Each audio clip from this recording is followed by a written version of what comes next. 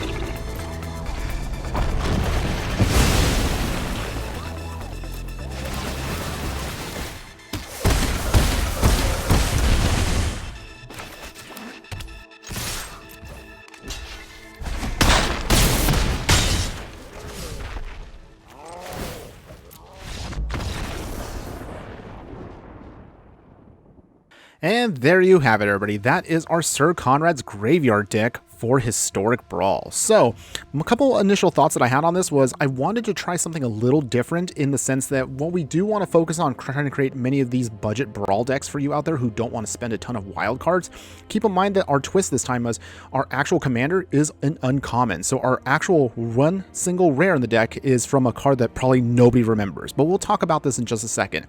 Let's go over again what Sir Conrad is trying to do. Sir Conrad the Grim is a 5-mana 5/4 human knight. Whenever another creature dies, or a creature is put into the graveyard from anywhere other than the battlefield, or if a creature card leaves your graveyard, Sir Conrad the Grim deals 1 damage to each opponent, or you can pay 2 to mill a card. That strategy right there basically tells us everything we need to know.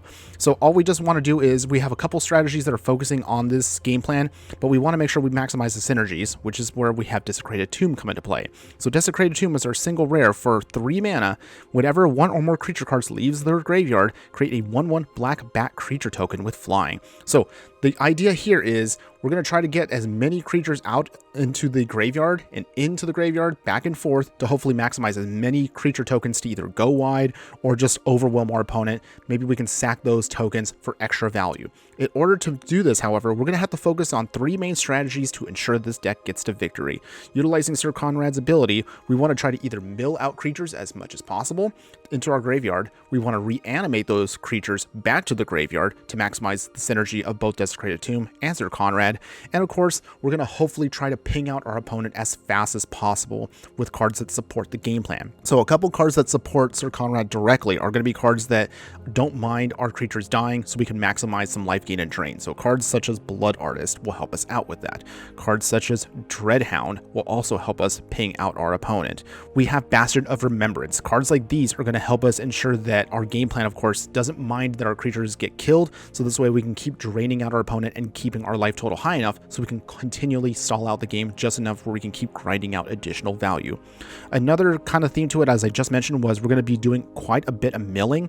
So we have cards that we're trying to mill out our creatures. Hopefully if Sir Conrad's out, we can then try to then get a little bit more ping out of it. But even if he's not out, milling stuff in there can allow us to cheat bigger things into play a little bit easier. So cards such as Undead Butler, cards such as Eternal Taskmaster are going to help us try to ensure that we can keep bringing stuff back. So we don't mind if stuff goes into the graveyard. We just want to make sure we can pull it out as quickly as possible, and hopefully we can stop our opponent. There are going to be a couple cards we have, for example, like Terramat Chosen from Death, to prevent our opponent from trying to gain cards from their graveyard. Cards also like in the land base, Bajuga Bog, to ensure that we can exile their graveyard and ensure that we can keep control on our side.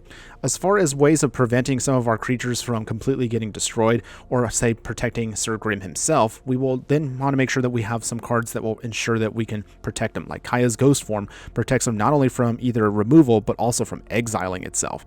Another way we can then focus on protecting Sir Conrad is utilizing your cards to either bring him back into our hand. So if he does get destroyed, just keep in mind it might actually be better in some instances where you might want to utilize some of your cards to either protect him to bring him back to your hand instead of going back to the command zone. Keep in mind that Sir Conrad himself is a 5-mana card. So that means that commander tax is going to add up very quickly, where he's going to be a total of 7 mana, sometimes even 9 mana if you have to recast him, which is a little heavy for us to handle. We don't have that much mana generation compared to, like, you know, blue-green. So just keep that in mind. It might be better for him to hit the graveyard and bring him back with a recursion spell. Still, we do have a couple ways of ensuring that we can build up our mana base and kind of hopefully try to smoothen out our draws as much as possible. Cards like Bontu's Monument does 2 things for us. It then lessens the cost of black creature spells we cast and also does more life gain and drain. We have our mana rocks, of course, such as Dungeon Map, Mind Stone, Hedron Archive. So we also have a bit of a dungeon theme going on with this card. We also have Fate's Reversal, as I mentioned earlier. We have Precipitous Drop. We have cards such as Zombie Ogre. Same thing. This synergizes again with creatures that die, but also allows us to venture into dungeons so we can keep generating more value. And the only other sub theme we have is utilizing treasure synergies. So cards like Deadly Dispute help us out. Cards such as Skull Merchant. Finally, a couple other quick little mini synergies that work on their own where you don't need that much setup is obviously the Cat Oven combo of Cauldron Familiar is going to be there with us to ensure that if we do have our Desecrated Tomb out, it not only can help us keep bringing out bat tokens, but then also the life gain and drain from Cauldron Familiar is pretty sweet. Cursebound Witch, hopefully we can dig into the spellbook rulebook with its alchemy ability to hopefully get maybe another extra card out for more value.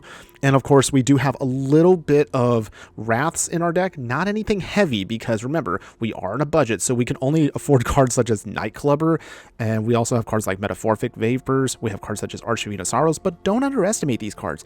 Say like maybe you just got a swing in versus your opponent, and then you just need to soften them up just a little bit more to finish them off. I would still say don't underestimate the abilities of Archivina Sorrows or Nightclubber. That minus ability still can come helpful, and remember, those abilities also are very helpful against creatures that have Indestructible. Just a thought on that one.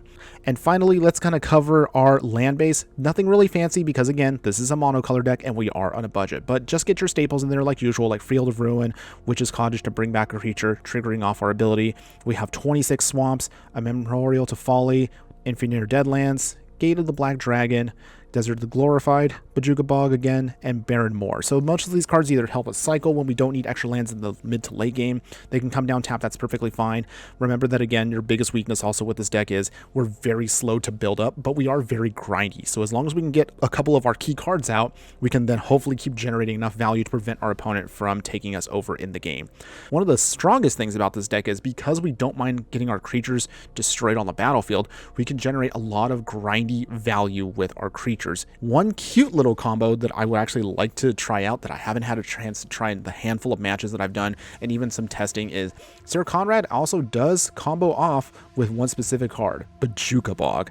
As you see, Bojuka Bog allows us to exile target player's graveyard. The key phrase here is target player. So if even at the very end, say like you are at back up to the wall, we can have a possible way of putting out Sir Conrad. You can Bojuka Bog your own graveyard if you have enough creatures in there and just ping out your opponent to get to victory. So keep that in mind. It's a super janky combo. I have yet to pull it off in a regular match, but if you have done it yourself, let me know in the comments below. I would love to hear your story on that.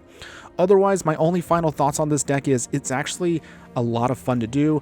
Yes, it is going to be not as strong as say like other colors that are monocolored on a budget, but I would still say if you are a fan of reanimation, if you're a fan of grinding out your victories, if you are a fan of graveyard synergies and pinging, draining, and life gaining, give this deck a try, and I'm sure you will not be disappointed. That's all I have for you today. Thanks again for watching, everyone, and just remember that no matter what you do play in the game of life, always be sure to burn bright. Later.